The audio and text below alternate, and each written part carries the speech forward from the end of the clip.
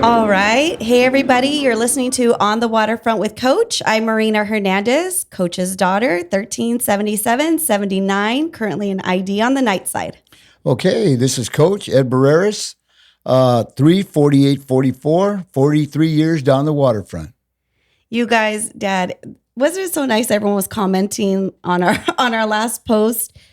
It was awesome. Yeah. You know, getting all positive stuff. I mean, it makes you want to keep doing this stuff, you know, because it's real informative and they're going to get a lot of good knowledge and good information on it.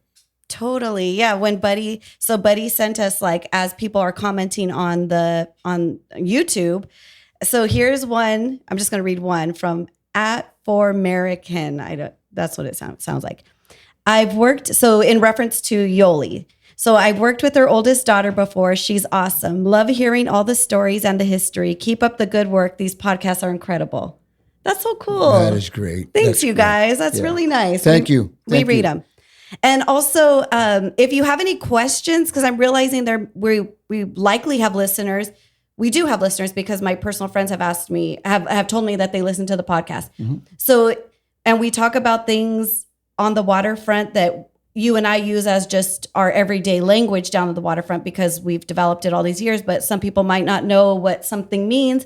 So if you have a question, if you're listening and you have a question about what something is, or maybe I can find a picture of a top handler and post it on our Instagram, then I can do that. And it can connect what we're talking about on the podcast to what, like, just giving a little more information. Yeah. All the feedback will be well taken, and we will try to get all the information for you and put it on Instagram or whatever we have it on. Yeah. So On the Waterfront Pod is our Instagram. Okay. On the Waterfront Pod. Yes. And so on today's show, we have Pete Dever. Pete Dever is a third generation longshoreman. I had the privilege of working with his dad. Great guy. We both got in 1982, and Pete's bringing to the table all kinds of good information as far as to get into the union, get involved. His main focus is get involved, and all the stuff is voluntary. So if you have extra time, come out there, and it will help the next generation of longshoremen and to keep this thing going. We have the best job in the world as far as I'm concerned. It's provided all of us with the good living and everything. So if you volunteer, that will really, really help us out, help the union out. Yep, exactly. Let's get to it real quick. Our intro's quick, so let's get to the interview. Let's go. Okay, I've got him filming. All right.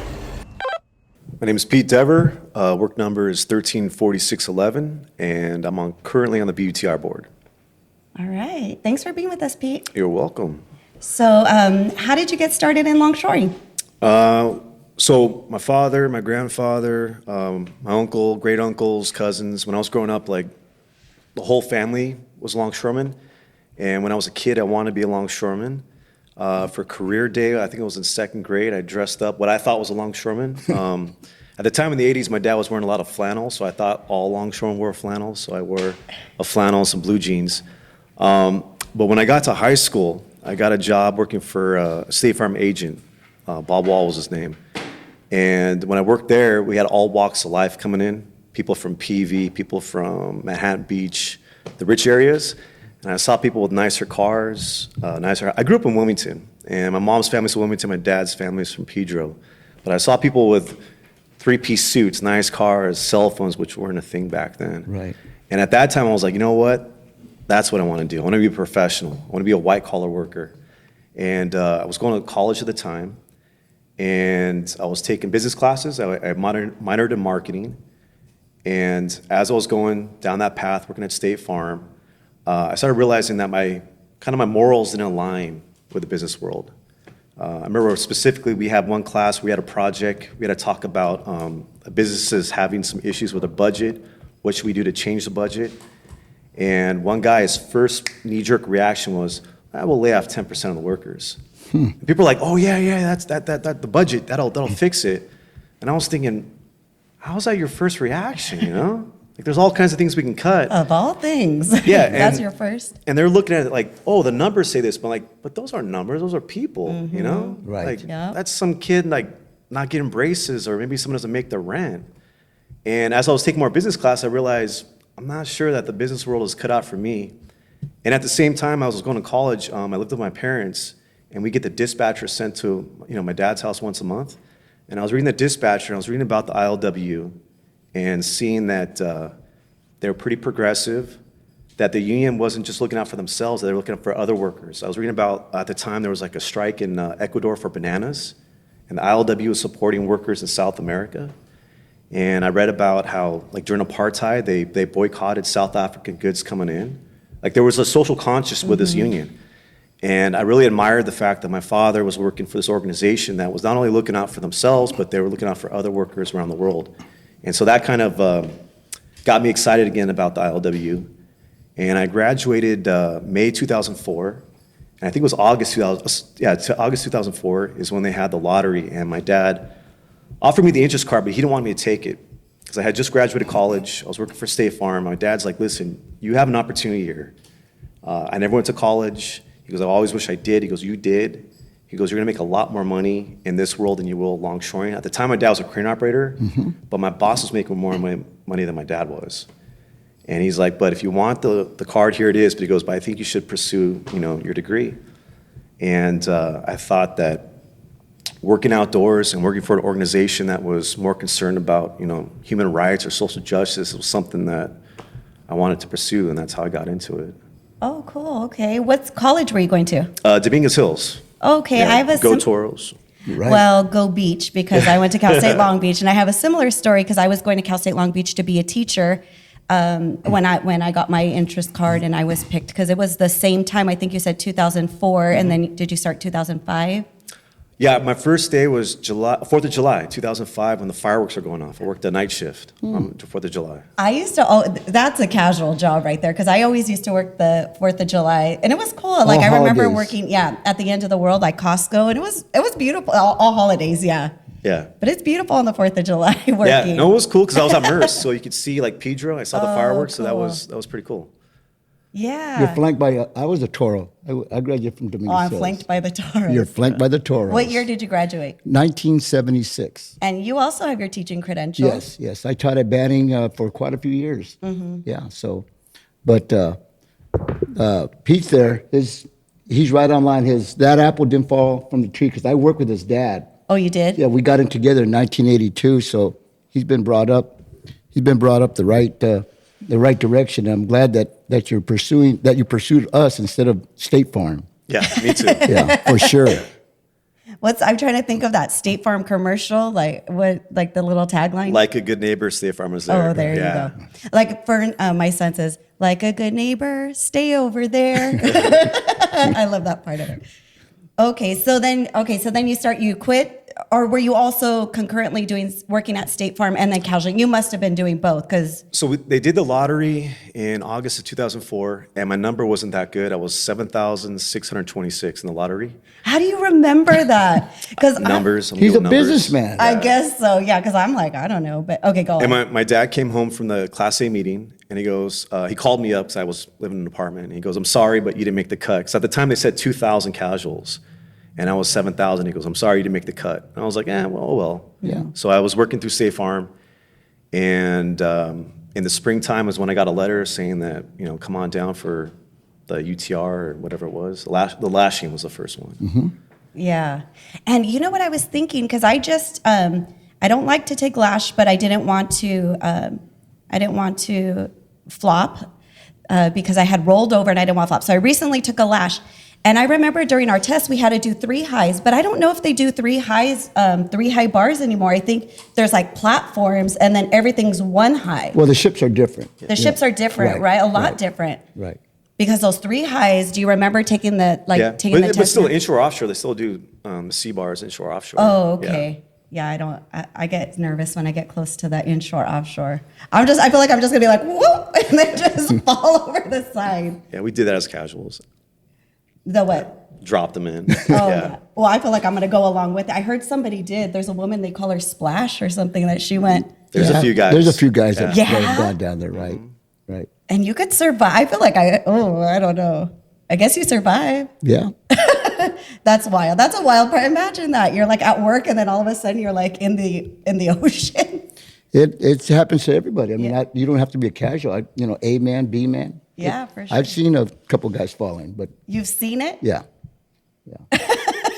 You just throw him the life ring, and then we get him. That's it. And then he goes back to work or he goes home? No. Then he goes back. Then he goes home. Oh, okay. I'll stop being wet.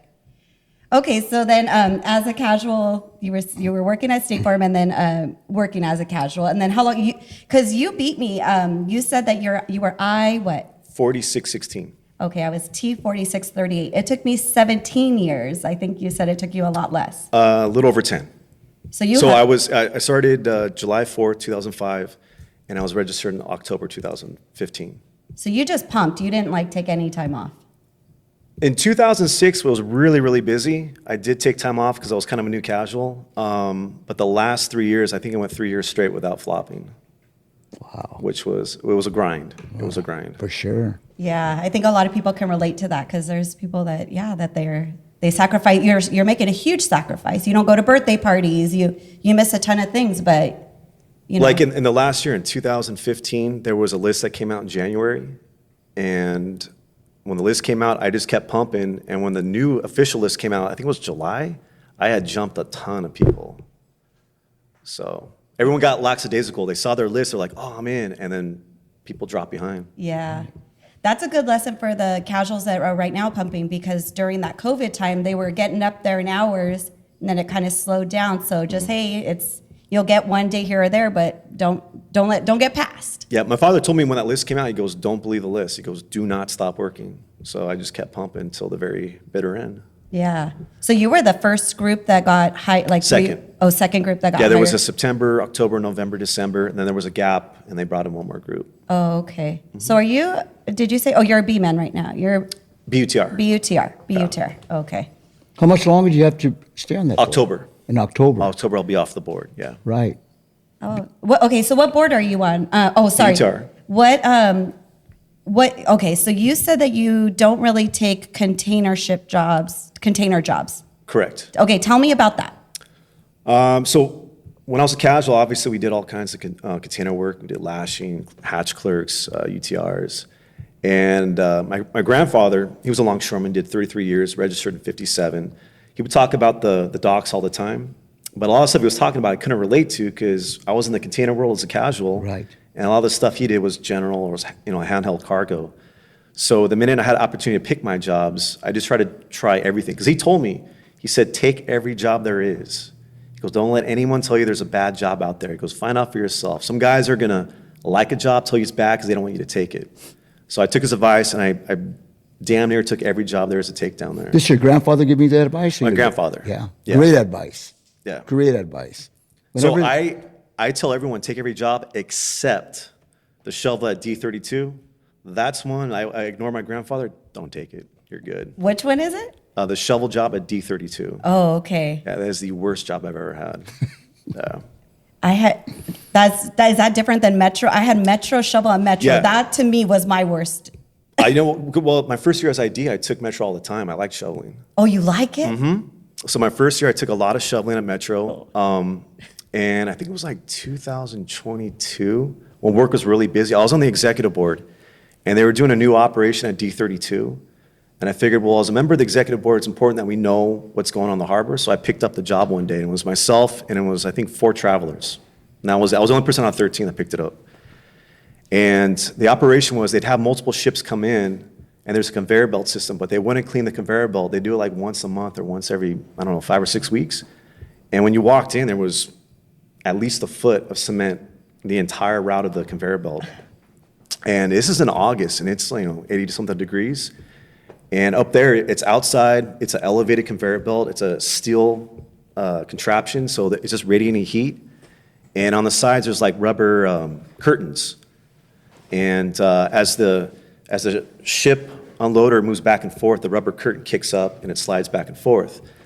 And while we're up there, we can't see anything. So you would take like a block of wood to try to push out the rubber curtain to let light in so you can see what you're doing. But we shoveled for 2 hours straight, did not stop. And then they told us to stop because we filled up the conveyor belt. And they'd run their conveyor belt. We got a 16-minute break, and the conveyor belt was empty. And they were like, all right, back to shoveling. What? Now, at Metro, I think the worst I ever had is maybe 45 minutes in a row of shoveling, just straight shoveling. 2 hours we shoveled, 16-minute break, right back at it. So you were shoveling onto the conveyor belt? So from the floor, you have to pick it up and dump it on the conveyor belt. And with cement, it's not like Coke. It's much more different. You have to be very gentle because if you're too hard, it'll go right off the conveyor belt and fall on the other side. Oh, and you okay. did nothing at all at that point. So you had to be real gentle when you put it on the conveyor belt. Yeah, I've been in there in the tubes with the conveyor belt, and there's like sensitive, I don't know, it seems like rubber on the side, but if you tap it, the conveyor belt stops production for however many times, and they have to reset it. So it's like your workspace is not very big. I don't know, it's not a comfortable place to be. Well, with the cement, because you have to wear a full-on respirator with the cement.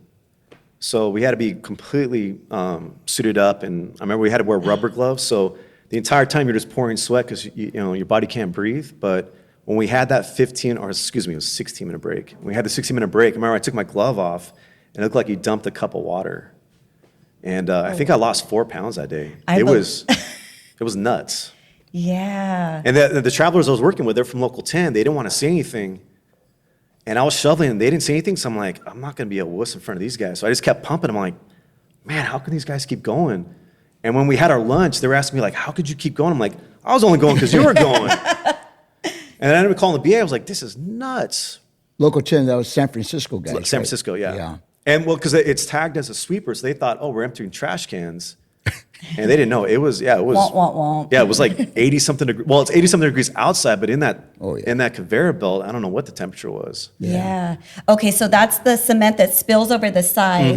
Then you're scooping it and putting it back on the conveyor belt too. Yeah, there's no ship Is it there. is that a discharge, or is it going out or coming in? It's coming in. It's so they're, coming they're, in. They're Okay. sucking off the ship, but there was no ship at the time. So they'd have a few ships. There'd be a ton of cement. And then when there's no ship, they would just clean up the floor. And they had to get a certain tonnage. Once they got the tonnage, they were done. But we had to come back from lunch. We had to shovel after lunch. It was a beatdown. Okay, so But no one wanted to chicken out first, so we just all kept pumping. But it was, because my grandfather back in the day, he was like doing pick and shovel gangs. And he told me you did 20 minutes picking, 20 minutes shoveling, 20 minutes off. Okay, so you got a 20-minute break every hour. And I'm like, how are we working more than they were in the 50s, you know? Like, we have like the best working conditions on the coast. We're working harder than my grandfather's. It's crazy. Yeah, 2 hours straight. And we got a 60-minute break. Yeah, that is tough. That was tough. yeah, that was tough. But I was able to go back to the executive board and I was able to tell the LR reps, I'm like, this is nuts what they're doing there. There you go. Yeah. So now they have like a dedicated shovel gang for that now. Oh, okay, and they've worked out their own system. I'm sure. I don't know what they're doing, but I know, because one of the issues is you have to wear a respirator, and then like technically I can't be there because you can't have a beard and wear a Right. respirator. And they were just getting random people out of the hall, so now you have to be fitted, so there's a certain group that's fitted and they're allowed to take that job. Oh, okay. If you're a guy, grow a beard. Yeah. Stay up that job. Yeah, because I don't see that job on the board. Now they're dispatched over the phone. It's phone dispatch for them. Oh, okay, because it's like Because you have to be fitted, yeah. Got it. Per OSHA, like, you're not supposed to have a random person out of the hall that's not fitted go out there. Oh, okay. Because cement contains silica, which is really bad for your lungs. So you really should be sealed properly. Well, that's like is it coal that comes in through Metro? So Metro does do coal, and they also do petroleum coke, which is one of their biggest products. Is that so the when they fluorescent color? No, petroleum coke looks like coal. Oh, So okay. when they refine oil into jet fuel or gasoline, the byproduct is what's called petroleum coke, and it looks like coal. And that comes from the refineries. They bring it by truck. Yeah, and that's wild because you just have maybe like an N94 mask, maybe, but it's yeah, and you're breathing in. It just feels Yeah, those jobs are horrible. those jobs are that's a rough job. Yeah. Some guys like it because they get paid more money. You work through lunch pretty much every operation, so you get extra hours. Yeah, you get an extra hour. So that's the reason some guys take that job. As ID, we're pretty much getting 10 hours every time because we work through lunch Right. consistently. Right. Oh, okay. Okay, so what other jobs? So tell me more. So that was a job that you said do not take. Yeah, that one I don't that one you don't need to try to find out it's not a good job. Okay, Yeah, so but other than that, every other job I think you should always try it. and then you went your grandfather's route, and maybe your dad. Well, you did say your dad was a crane operator, but you went your grandfather's route and work now just with not containers, but Yeah. So I do bulk cargo. Is that what it's I called? do bulk cargo. So if there's a cement ship or iron ore or salt, I'll try to take that. I also do general cargo like steel, fruit. I work lumber, cruise ships, passengers. Do you work in the? What do you do? What do you usually do down there? It just kind of depends. I mean, I do prefer the lift. I like driving machines, especially like if we have salt. I love the bulldozer. So I'll take payloaders, especially on a clean out. So if there's a cement ship and we have to clean out the end, they put the payloader inside the ship. That's my go-to is operating a machine. Oh, cool. But The I also cement, do- I'm go sorry, ahead. the cement jobs, they're what, every 6 months they come in or, right? There's two operations. So there's one over at D32, which we don't do the clean out. So they only suck so much, and then it goes to a different port. And then over at Long Beach, that'd be 208? 208. Right, They do a clean out. So they will put a payloader in there, and they'll have shovelers ordered to right. clean out. That, But that that, used to be Lucky Cement. I think they call it Lucky, well, I don't know what it's called now, Mitsubishi. Mitsubishi Cement, yeah. Mitsubishi, but when I worked there, it was Lucky Cement. Yeah, so I know what he's talking about. Yeah. You did that job, Dad? Yeah, I did them all. Yeah, so when you're talking about that, I was just shaking yeah. because I know what he went through. Yeah, it's not It's not a pretty job. no, it's not a good job. I'm going to ask you that. Are you currently on the e-board? No, not right now. Okay. Do you know anything about this? I went to go sign up for. It's May. It's the month of May, so I went to go sign up for classes or to be trained for things. And they said that they're not going to train any B men for top handlers this time around. Do you know anything about that? I do not. Oh, okay. I was I, like, oh, I, that's, I went to sign up for a top handler, and I changed my mind. So with the new changes, because they have make whole for the CY board, What's make whole? if you cannot get a top and you're on the board for the top handler, it's a CY board. If you can't get a top that day, any other job you take, you'll get the top pay. Skill rate 3 10 hours. But now there's a commitment. You have to do 3 years. So I'm about to get off the board. So if I sign up, I'll go straight from the BUTR board to the CY board for at least 2.5 years. So for me, after 20 years, Right. I don't want to add any more time. So I was going to sign up, but they told me that, and I was like, oh, never mind. Yeah. A lot of guys are doing that. They're not signing up because of that.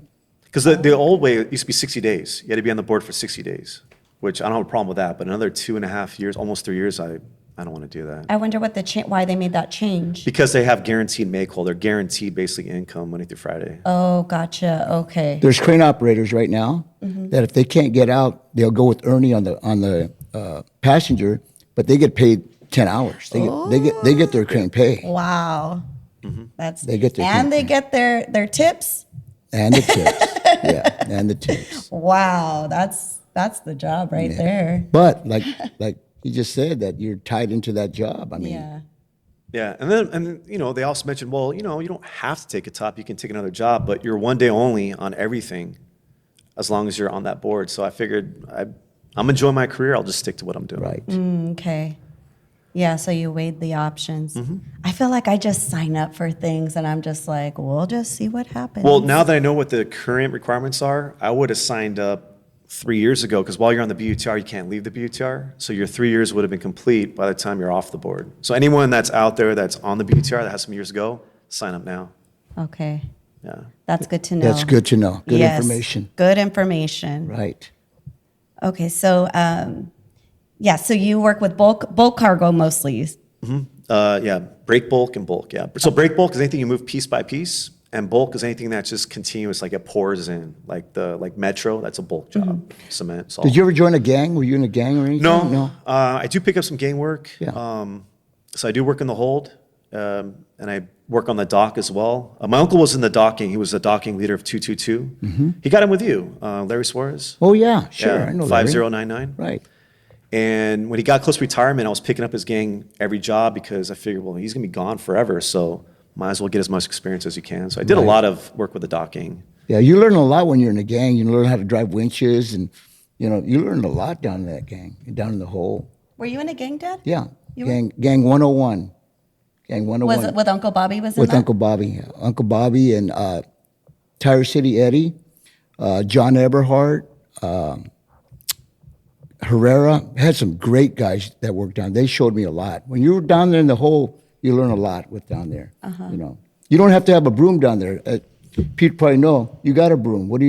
You get a crowbar. You find a 2x4. You stab it, and that's it. You got to keep when you're down working that in the hole. You got to make sure everything's clean, because when the lifts are running down there, if you have a piece of dunnage, you know, I've seen them fly all over the place.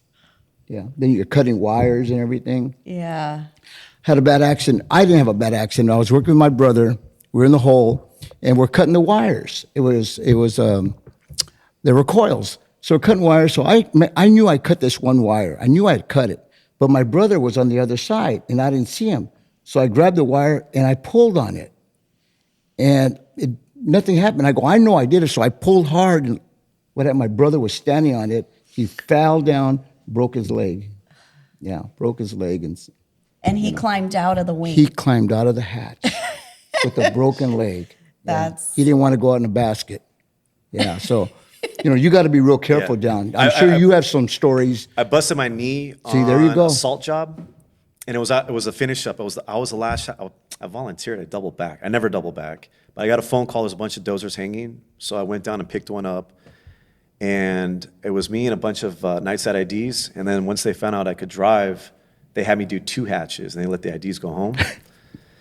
And so I was there to the bitter end. We had finished it. I had to hook up the bulldozer to fly it out. And as I was walking on the track to hook it up, I fell, smacked my knee. And as soon as I hit it, as soon as I felt it, I'm like, I'm going to the hospital. So I was bleeding out, you know, I was bleeding. And then I started laughing because I realized I got to climb 60 feet up on this ladder to get out now. Oh, yeah. So. Yeah. So see, he climbed out of the hatch, too. Yeah. So yeah, I've been to workers' comp twice. I got hurt on the lumber barge, sprained my ankles off for a couple months. Same thing, you tripped?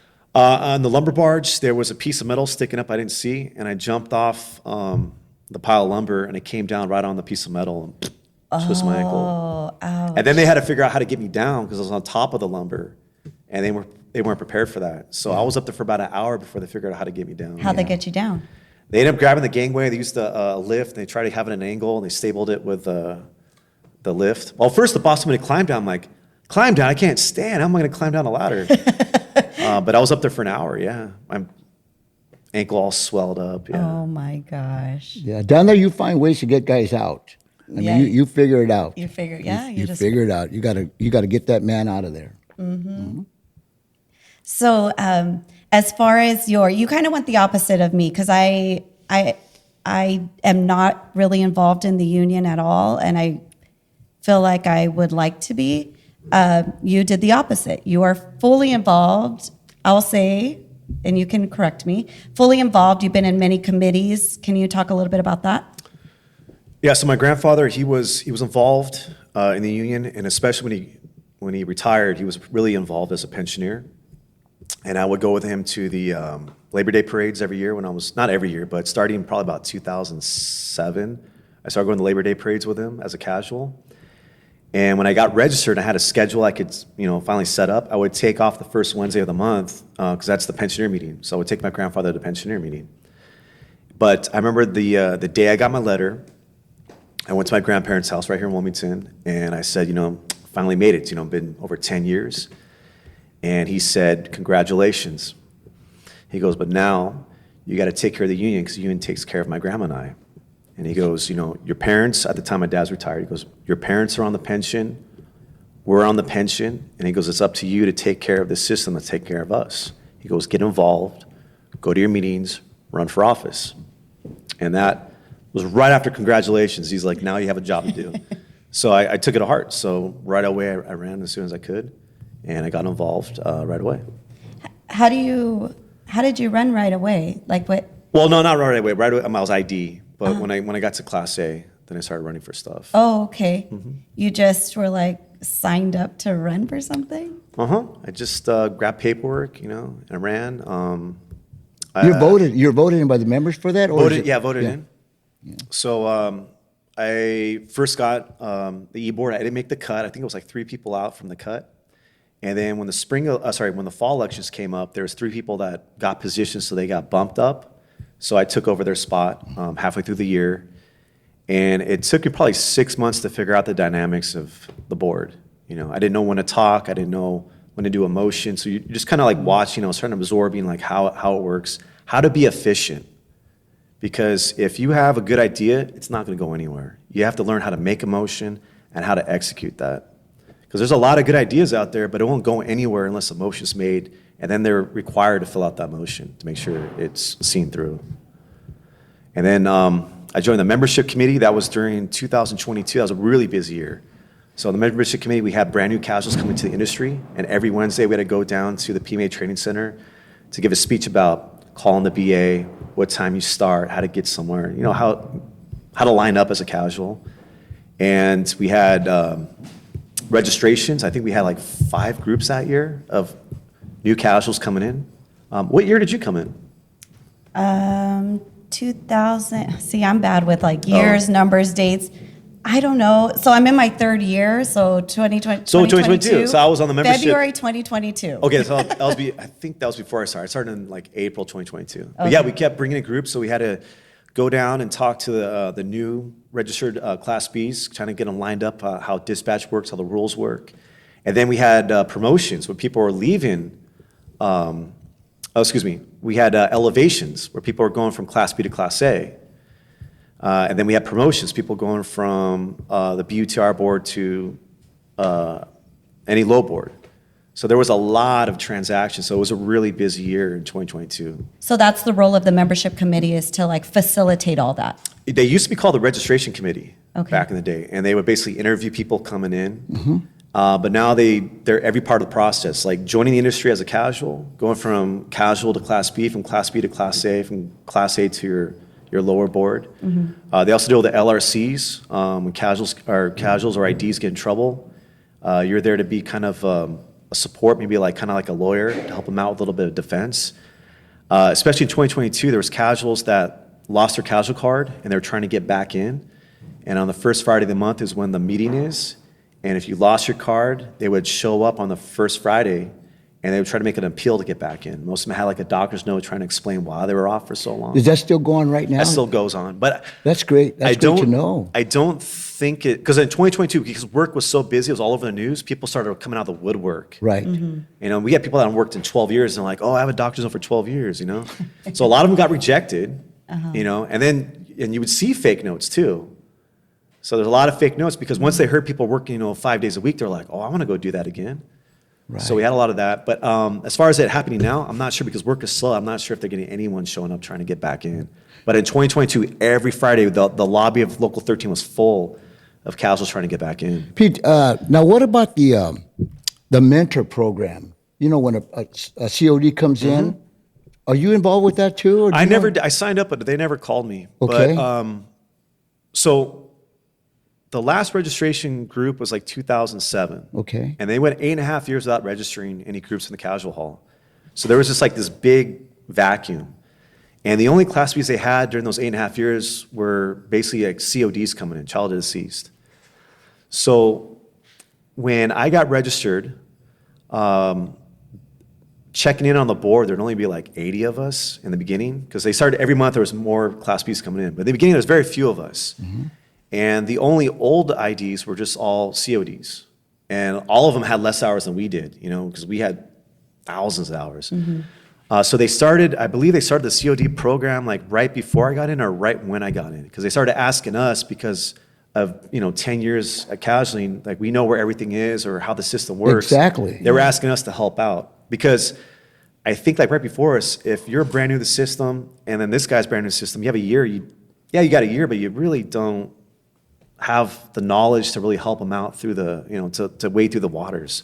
So at least, I don't know if it started when I first got registered, but they really beefed up the program when our group came in. They beefed up the COD program. Yeah, because we had a bunch of experienced casuals coming in, and then we were able to help out. Right. So I did sign up, but they never did call me. Yeah, because the mentor program, it's really a good program. You know, they come in, they sign up, hey, this is so-and-so, and can you put me on the same crane with them or UTR with them or talk signal, same break and everything. And then, obviously the foreman or whoever's there are going to help them out. But the mentor program, I think it's a great for the industry, the mentor program. Yeah, well, it has to be intimidating coming in as a young person into an industry with a bunch of I'm old now, right? I'm not young anymore. But it's got to be intimidating. And I think it's a great system having the mentor program. Right. When I got in, here, do this. And, they never trained with your dad. Here, do this or do that. They never trained you. You just learned on the job. Well, my first job was at Maersk, 4th of July, and I had a hatch clerk, my very first job. And I remember I showed up, and I was the very last person on my letter to get out. So I was the very last eye, and then everyone behind me was like old-time veterano casuals, right? So I got lumped with them. And the clerk, he gave me a clipboard, and he had it highlighted, and he goes, all right, if you see it highlighted blue, you're gonna send them to Charlie. If you see it green, you're gonna send them to David. And if you see it pink, you're gonna send them to Mary. He goes, you got it? I'm like, yeah, blue goes to Charlie, green goes to David, and pink goes to Mary. He goes, yeah, you have any questions? I'm like, yeah, how do they know how to find Charlie? Do they know what he looks like? Oh, no. Yeah. I was like, are Charlie and Mary, are they in a machine out there? And, and he looked at me like I was joking. I'm like, yeah, are they in a machine? Does everyone know who they are? That's so true. That's a good one. That is a good one That's because it's a so good true. And he just snatched her out of my hand, the clipboard. He goes, you sit there. And then I sat down. He gave everyone else their assignments. He walked up. He goes, you're the relief. I'm like, what's a relief? He goes, you know how lucky you are? And I was, I don't know. Yeah. That's a good one. That That's is a good because one. it's so true. It's like that. People are using bobtail to the hook, and me and our crew were like, "What the hell is bobtail?" We're like, "What does that mean?" So you're expected just to know what these terms are. Remember, it's wild. It was about 3 years ago when a clerk told a casual to take the can to lunch, and he tried to drive out the gate with a container. What? That was over at Yang Ming, 126. You remember that? I think I do remember that. The security had to stop him. He tried to drive he tried to go on John Gibson Boulevard with a container. He was going to take it to Wiener Schnitzel. I don't know where he was going. Oh my God. But he literally took the container to lunch. Yeah, you got to be very specific with the things you say. Remember the hatch clerks were you had that little desk and you were under the hook? Yeah, they had the magnets. They're always throwing the magnets. Yeah, that was a cool job. They only have it at Trade Pack, I think now is. In China. Oh, China has it? For discharge only. Got it. Okay, I don't ever go to China. That's a job that used to be around. Yeah. That was a good job. Same with swing. I feel like we did a lot of swing because they didn't have a 4 and 4. It was like a full. All we did as casuals was swing because it was. Well, I remember. I don't know, hour break. The first year, 2005, it was all split brakes. Everything was split brakes. UTRs, swing was all split brakes. Unless you were lucky enough with swing to have an A-book or ID, then you got a longer break. But otherwise, if it was 4 casuals, split brakes. Mm-hmm. Yep. Yeah, a lot of things have changed. Well, we need more guys like you in the industry because, you're giving us all good information now. Do you have any ambition to run for office or, vice president or president or BA? Okay, so when I was ID for about 2 years, I took chassis pits. I chased heavy lifts. And then when I had downtime, a lot of places I didn't have reception. I would just sit there and read the contract or the safety code. That's what I'm talking about. Right. I read the safety code 6 times cover to cover. So even as a Class B, I knew the code pretty well. And then I thought, you know what, this is what I want to get into. So I did some ride-alongs with the BA. And I'm not sure that maybe that's the route for me. Okay. I saw a lot of interpersonal problems between member to member, and that part I wasn't prepared for. But as far as hammering a company, that was what really turned me on to the idea. Fighting for the union, doing the good fight, pressing the company, because I knew the rules, pretty well. But seeing the member to member issues, I'm like, I don't know if I want to do that. So right. Maybe, but as of right now, I'm just trying to do stuff behind the scenes, volunteer. Good. Yeah. That's good. Yeah. So, but aside from the membership committee, what are you currently volunteering on other committees? So currently, I'm on the publicity committee. So one of the things we try to do is any kind of bulletin that goes out, we try to promote on social media. So our Instagram page is ilw.publicity, and we realized like they put out a bulletin, but so many members don't read the bulletin. So social media actually turns out to be pretty effective. We had some events, people showed up just because they saw it on Instagram. So we're pushing that. We just started a YouTube page because we realized if you're on Instagram, you want to have like a quick little video because the people's attention span is so small. But anyone that has more attention, well, we're like, all right, well, now you can go to YouTube if you want to watch like a 3-minute video. So that's what we're trying to do. Right. And there's like coming up, Memorial Day is coming up. And we have to reiterate to people that if you had less than, well, actually, Memorial Day is different. So for a normal holiday, like if you have like a stop work day, like Labor Day or Thanksgiving or Christmas, if you have less than 1,300 hours, on a stop work holiday, everyone has to pump out 2 days to get paid for the holiday. Right. And then if it's a regular working holiday, such as a Memorial Day, if you have over 1,300, you don't have to worry about it. You're going to get paid for the holiday no matter what. But if you have less than 1,300, if you have between 800 and 1,300 hours, you have to still work 2 days to get paid for the holiday. So we have to keep reminding people for like Memorial Day, you got to work 2 days if you have less than 1,300 hours last year to get paid. Or a lot of people forget, just file for vacation.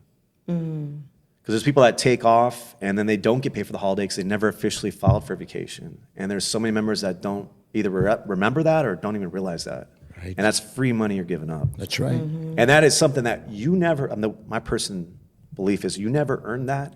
The generations before earned that holiday for us, you know? Someone fought and negotiated years ago to have that holiday. So don't flippantly give it away, you know? Great advice.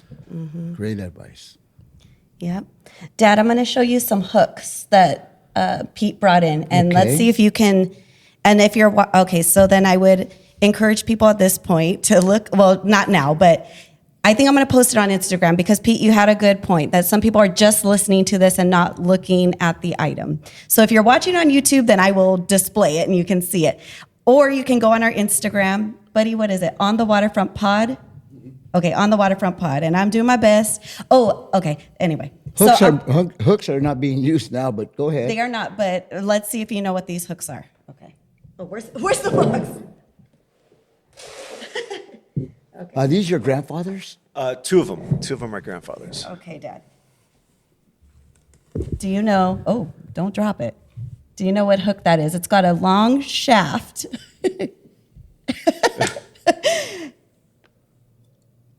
And do you know what that's called or what it's used for? I don't know what it's called. Have you seen one before? Yes, I've seen them before. Okay, Pete. That's a Jap hook. Jap hook. Yeah. And The only way you can get those is you'd have to find them in the ship left over from Japanese longshoremen. look at the bottom. It's Yeah. got its symbol. You said it means power in the bottom? That one I had to look up online. It means power. Wow. So yeah, the only way you could find it is if you're working the hold and someone left it behind, then you'd snatch it up and Right. that'd be your hook now. And he said that was used like for fish My mostly. grandfather said mostly they'd find them on the frozen fish ships that came from Japan. Okay. I guess a lot of times when they're kind of gaffing it, when they'd stab it in the fish and they start loading the fish, if you didn't have a good grip, it would go with the fish, and you're like, well, there went the hook. That's a cool one, huh? That's a great one. Okay. How about this guy? I would think this would be used for sacks, a sack hook, That's right. right? Yeah, that was from Joe Udovac. He gave me that one. Yeah. Mine it wasn't a metal one. I had a little wooden one, but yeah, for Yeah? sacks. Used for sacks. So it wouldn't tear the sacks? It's like a little fork. Yeah. Okay. Is this is not the one you said was a typical long? Okay. That right there is the typical general cargo hook. That's like the quintessential hook. That's the Molly hook. Yeah, That was my grandfather's. This is a great hook. Yeah, when I was growing up, my grandfather had hooks in the garage. We had canaries in the backyard, shackles, plate hooks. And as a kid, I didn't realize he was, I don't know, maybe they had legs and they walked to his house, but I didn't realize stuff from the waterfront was at his house until I started working down there. I'm like, wait a minute, I've seen that. You're like, Yeah. I've seen that. Yeah. Yeah, and this, you said that they sold these at the liquor store. Yeah, so over, what is that, D in Avalon? There's a liquor store right there across from Maya Restaurant. They used to sell hooks right there. So you can walk right over from the dispatch hall and buy a hook if you needed it. Or if you lost your hook, you can just pick up a new one. Yeah, about that hall. Was that you worked at that? That was your original? That was our original hall. That yes. was your original The hall? one I went to. Yeah. I remember I've that. been going to that hall, Marie, excuse me. I've been going to that hall since I was about maybe 8 or 9 years old.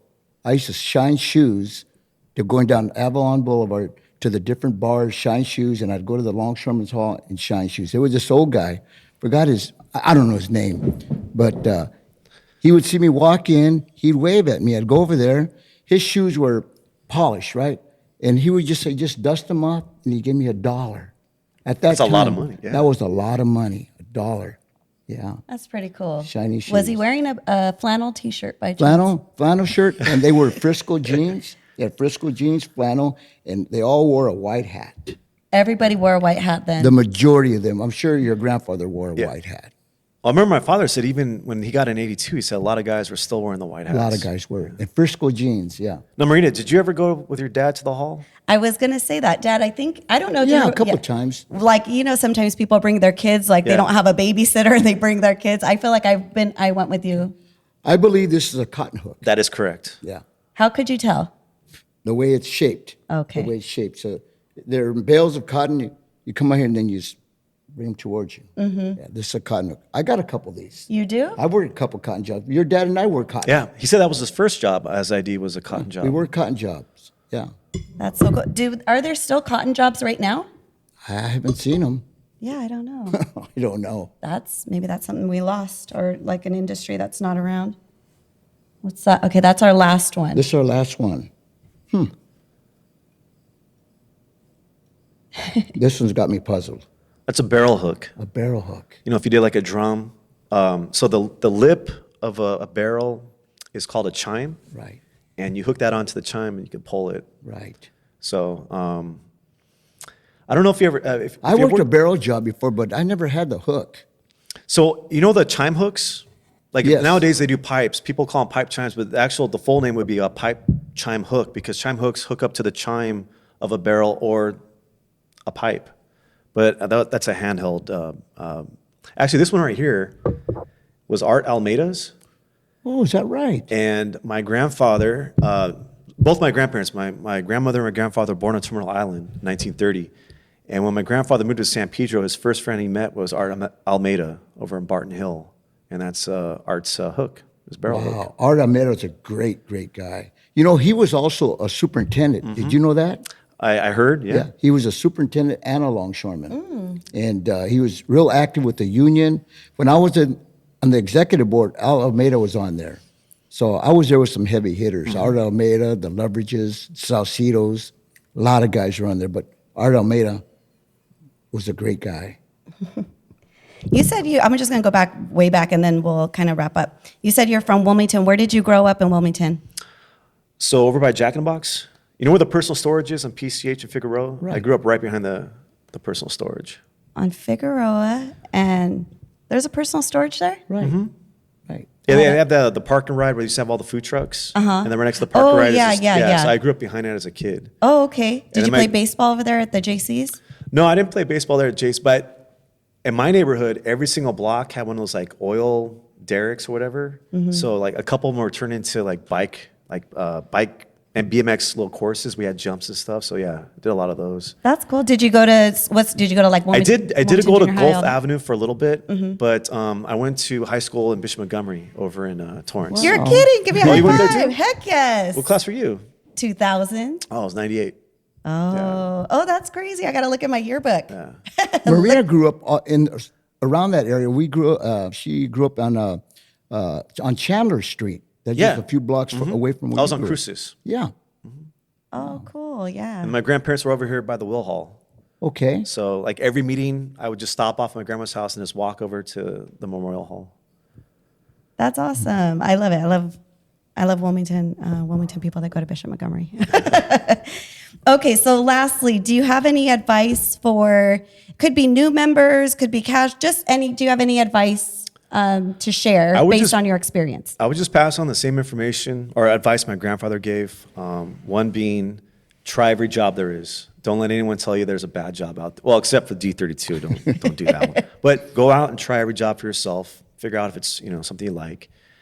And then the other advice he gave me is get involved because we're only as good as our membership. Exactly.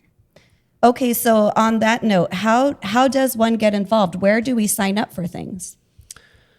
It's as simple as like the next time we have like a toy drive, just show up, volunteer, and you can start talking to people. You can figure out how to run or what committee needs some help. But the simple things like the toy drive or the Thanksgiving, the food giveaway, we do a back to school backpack program every year where we give backpacks to kids at Toberman Neighborhood Center in San Pedro. And I mean, we have it great, right? There's so many negative things that the port does, especially in Wilmington, as a kid. There's the truck traffic, the pollution, all this. There's all these negatives that the port has, but there's really only one positive, and that's the great jobs that the port provides. And if you're one of the lucky ones, you get that job. Not everyone in my neighborhood got to work down on the docks, right? And I believe if you're one of the lucky ones, we really need to give back and help out those that didn't make it, that are still in the neighborhood, that still get the negatives from the port. They're not getting the positives. So it's important for like Local 139463 to give back, to support local charities, sports teams, things like that. So I really believe that our community outreach is important, Let everyone share in the wealth that's being created in this port. Mm-hmm. Yeah. Wow, great advice you gave right now. Great Thank advice. you. Get involved. It's all volunteer. Pete doesn't get paid for this. It's all volunteer. So if you have some spare time, make yourself available for all these committees and get involved, help the community. That's the name of the game. And I spoke to, do you know who Uncle Steve is? Yeah. Okay, so I spoke to him. He was kind enough to speak to me, and he gave me his email, and I'll put it in our show notes. But he's the person, I think, is the vice president of that committee for like the backpacks holiday and events. Yes. Yeah. So I'll put that again in the show notes if anyone's interested. But I think you're saying just show up. Mm-hmm. If you know there's an event, just show up and make yourself handy. And the then go publicity from there. committee, we'll put it out there before events, talking about where to call or where to show up. We'll put that out there Via the Instagram. via the Instagram, and now the YouTube channel that we're just starting. So through the YouTube channel as well. Yeah. Okay, what's the Instagram again? And then what's the YouTube channel? ILW.publicity. And it will be the same for both. Okay, Yeah. cool. Well, thank you, Pete. I really welcome. appreciated having you on. Thank you. Thank you. Thanks, Pete. Did a great job. Thank Keep you. it up. Appreciate it.